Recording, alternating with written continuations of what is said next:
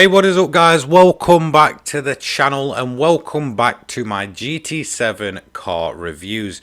Now this one here is all about covering the new cars from update 1.26. I've already covered the Ford Sierra Cosworth as well as the free 25th anniversary Red Bull X 2019. So now it's time for our most modern of this update, the BMW M2 Competition. Should you spend your hard-earned money in Gran Turismo 7 on this car? Well, let's go and find out. You can buy this for 91,000 credits from the BMW dealership within Brand Central. A very, cheap price for a very powerful car. I honestly think this is probably one of the more fairer priced update cars that we've probably ever had. In terms of its tuning potential, it's massive. Even as as a standard car, it's definitely no slouch. So 91,000 credits is a very fair price. So now let's go for a lap around the Nordschleife in its bog standard form with no tune to see, well, is it any good straight out of the box? Now, if you've never joined me for a car review, this is exactly how I do them. I'll take them for a one lap hot lap around the Nordschleife. We'll see where they rank on our lap time leaderboards. All cars get one shot at this. Small minor mistakes can be kept in. However, big mistakes will cause me to restart the lap. And then after, if we can, and the car can be modified to a decent amount of horsepower and such, and changes up the way the car is, we'll take it to the high speed ring again for another hot lap to see where it ranks on our modified hot lap leaderboard. So the BMW M2 Competition is the most modern car that we got with update 1.26. This is a 2018 model, and in all honesty, it was probably the car I was least excited for. However, that's mainly due to me when I saw the silhouettes, me thinking this was the Alfa Romeo. Sadly, it wasn't. I'm an absolute Alfa Romeo fanboy. I absolutely loved their vehicles. But do you know what? I thought I'm going to give it a chance and see really what I think about this car. Now, in testing and testing it out for gameplay videos and such, I found the car really actually quite surprising. Obviously, it's a lot more compact than, say, something like the M3 or the M4 that we do have within the game. And I feel like it benefits from that. The fact that it has a shorter wheelbase means that it just feels a lot more kind of grippy and, able to be thrown through the corners without the, absolute risk that you usually get within, Gran Turismo 7 with the BMWs, that they mostly just want to kick their rear end out. That's not to say this is the easiest car to drive. It is still, with no traction on and such, liable to kick its rear end out. However, it feels much more compact and controllable, and it really is a massive joy to drive. Everything works as it should, really. It's got a decent gearbox. The gear changes are nice and smooth. There's no kind of, delay in how it changes gears. There's no delay in power. You almost feel like when you kind of bring that throttle in, the power's just instantly there for you to take advantage of. Overall, it's a very good car. Yeah, I'd say its main advantage over any of the other BMWs is honestly that handling. Whilst it's still, rear tail happy, like I said, it just feels much better on a track, in comparison to the bigger BMWs, the M4 especially. As much as I love the M4, I feel like that car itself and, the older model M3s and stuff that we do have are just far too tail happy to be, that competitive without having to go in to do a lot of tuning for the car. As standard, I feel like they're not very exciting. They're more bothered about just getting the rear end out, and it just becomes an absolute chore to drive them. This M2, however, just feels like it solves all of those problems for BMW within Gran Turismo 7. It does mainly affect the BMWs where they just don't feel that great. However, this smaller, more compact BMW just seems to stand out from the rest. It really is an absolute blast to drive. In terms of its brakes, it's absolutely awesome. It stops on a dime. There's no kind of delaying trying to get it stopped. It will stop where you want it to stop as long as you pick your braking points right. You can guarantee this car is going to get you stopped in enough time to get through the next corner. Acceleration, like I said, it always feels like it has power available to you. As soon as you start bringing that throttle in, the car will then rev up and quite nicely move on. There's no kind of delay in response of the throttle. It feels great. It's always kind of on the go and active. And then in terms of its top speed, well, it's no massive slouch either. No, it's not going to absolutely blow your mind, but it is capable of hitting some decent speeds, even on the more straight line roads.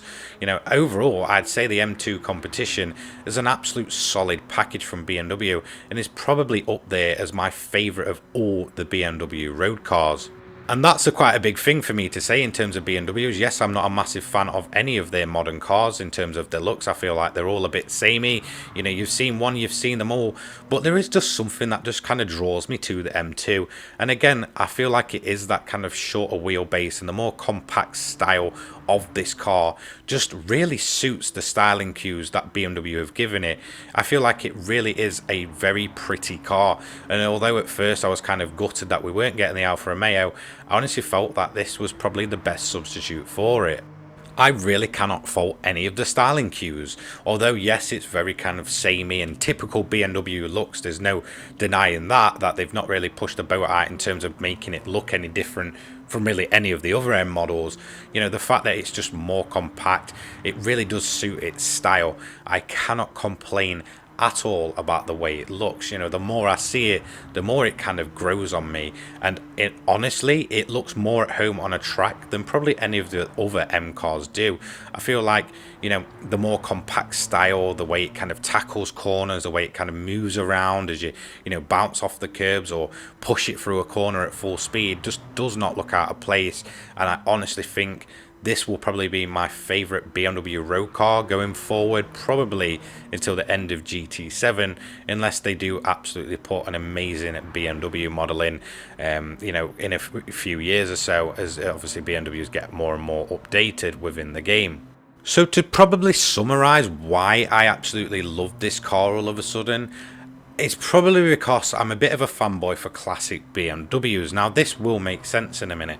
So anything to me really after the kind of mid to late 90s from BMW just wasn't that great in terms of their road cars. They did have a few standouts, but anything really kind of more saloon based was just never really appealing to me, even as a kid, you know, and even growing up, I've just never really took to BMW as a manufacturer. I don't really look at them and think, you know what, yeah, I really want an M3 or anything like that, which, you know, I just don't get it. You know, the classic M3s, in my opinion, are some of the best looking cars ever made, but for some reason the more modern versions just never took to me. And I think that's where the M2 kind of fits that middle ground. It's not quite a full-blown saloon car. It's not a hatchback like some of the 1 Series are. It's really just a great middle ground for BMW to tackle and kind of, you know, put their styling cues on. And it just works so well that, honestly, this is the standout modern BMW to me. You know, when I think BMW, I don't think hatchback. So therefore, a 1 Series isn't massively appealing to me. I also don't really massively like the styling cues of the M3s, the M4s and such. So the M2 just kind of sits in this middle ground. It's probably one of the more unique modern BMWs, you know, probably for the last 20 years or so, and just kind of fills that gap where it's sporty but not just too kind of, I guess, luxury driven. It feels very kind of sports based, and that's probably why I have honestly kind of fell in love with it since seeing it in Gran Turismo 7. So overall, 91,000 credits for the base edition.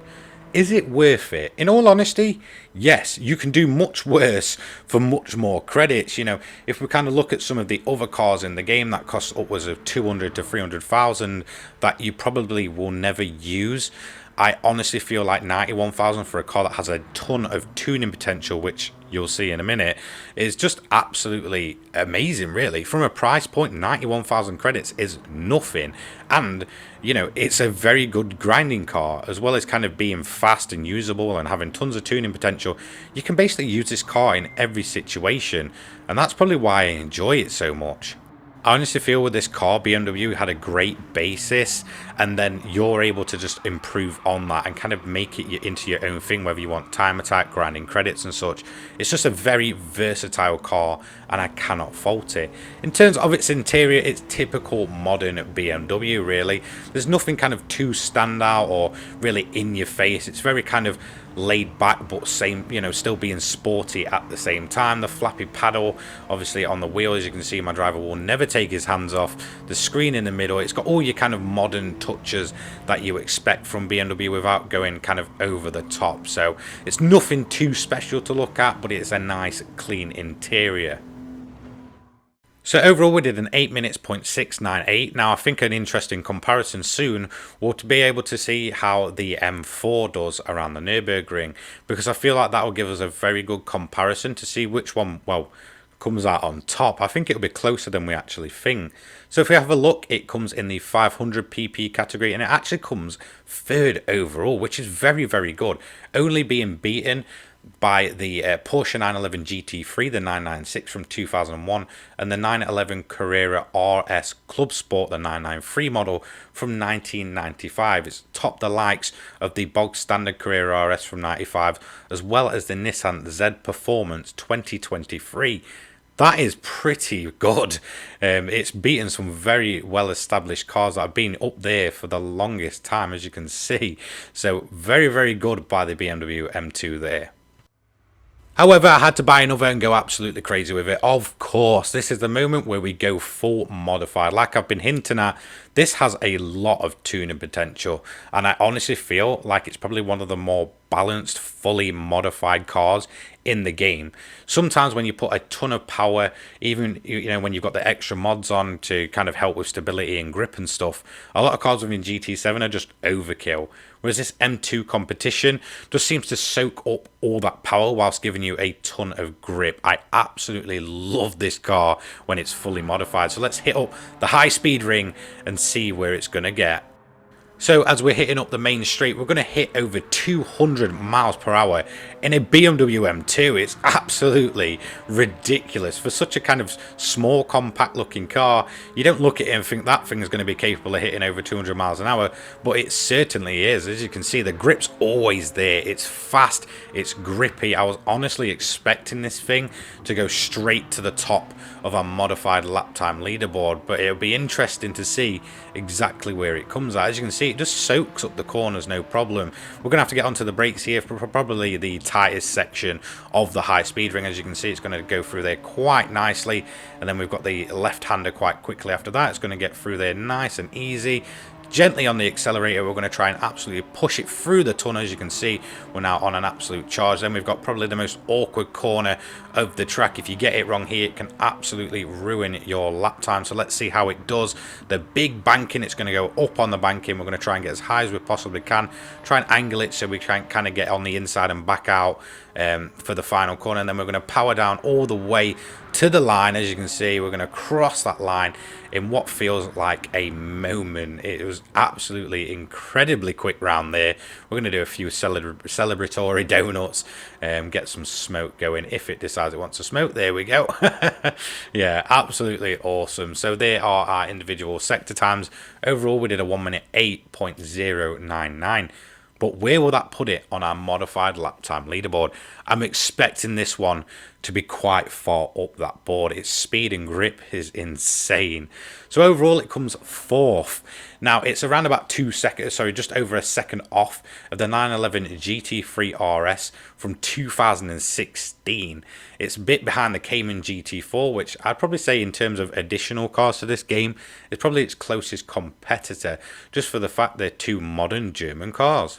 I can't lie, I'm impressed. It's beaten that Chevy Corvette, which was putting out nearly 1,000 brake horsepower. It's more grippier than a lot of these other cars. I just really cannot fault the M2 Competition.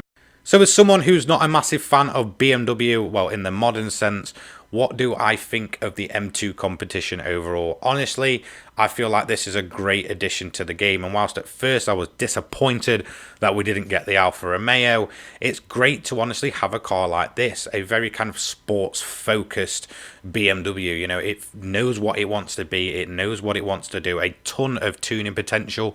Honestly, I've really grown to love the M2. I cannot fault this car in the slightest. It's a definite must-buy. It's very cheap, very affordable, and yes, you can put a ton of power through it. So that's going to be it for today's video. Don't forget to like, comment, subscribe, turn those notifications on so you don't miss an upload from me. Don't forget to check in the description for my Discord and my Twitter. You can come and join the Discord and meet like-minded people, as well as my sponsor for today's video, the Controller People. Their link will be down in the description.